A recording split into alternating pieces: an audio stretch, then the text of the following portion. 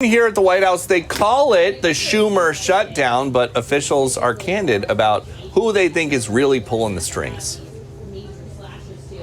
But the reality here, and let's be honest about the politics, is that Chuck Schumer is terrified she's going to get a primary challenge from Alexandria Ocasio-Cortez. The reason why the American people's government is shut down is because Chuck Schumer is listening to the far-left radicals in his own party because he's terrified of a primary challenge. And the vice president is right about her clout because after AOC said this, I saw some Republican members of Congress saying, oh, well, if we have this shutdown, it's because of AOC. Well, if that's the case, my office is open and you are free to walk in and negotiate with me directly. Then Nancy Pelosi, widely accepted as the most influential congressional Democrat of an entire generation, couldn't believe her ears.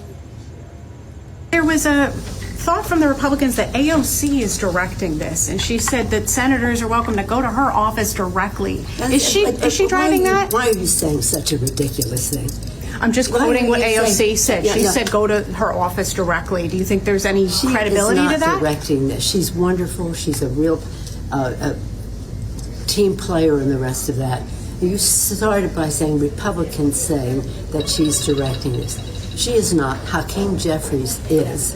They're wanting the American people to continue funding insurance for those that should never been in this country to begin with. Well, so and I know Chuck Schumer says that that's not. No. I've looked into it. I know what you're talking about. I just want to explain to our viewers. So there is a provision that the Democrats want to get rid of, and part of it is Medicaid reimbursements, emergency Medicaid reimbursements to hospitals. Some of which does go to undocumented immigrants using health care there to those hospitals. Some of it is also for people who are in this country legally but are not citizens, people who are refugees or people who have temporary protected status. Well, actually, it goes further than that because in the One Big Beautiful Bill, it has a line saying cut and fraud, waste, and abuse, specifically saying that Medicaid and Medicare benefits cannot go to an illegal alien. Underneath this CR that it's going to cost the taxpayers $1.5 trillion to keep government open for 4 weeks, it specifically, by line, X's that part out.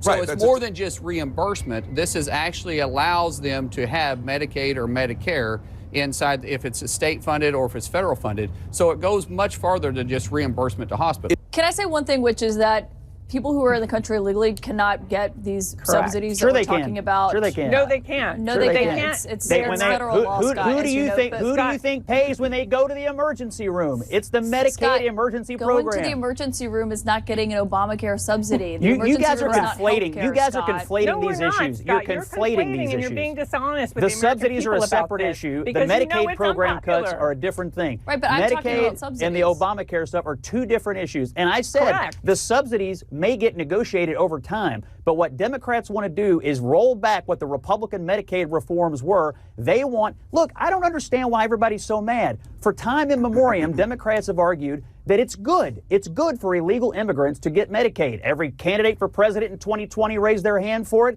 In the big, beautiful bill debate, they argued it was good policy.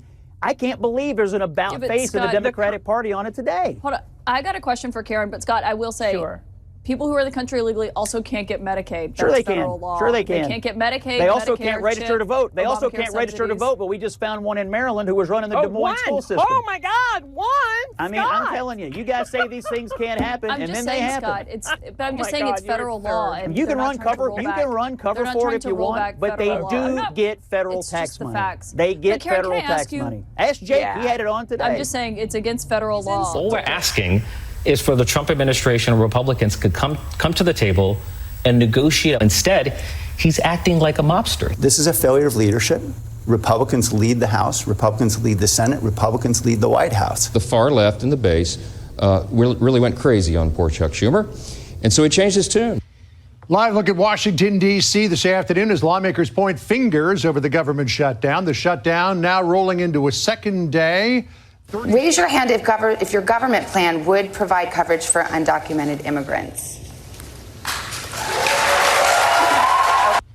Annabeth says it. Interior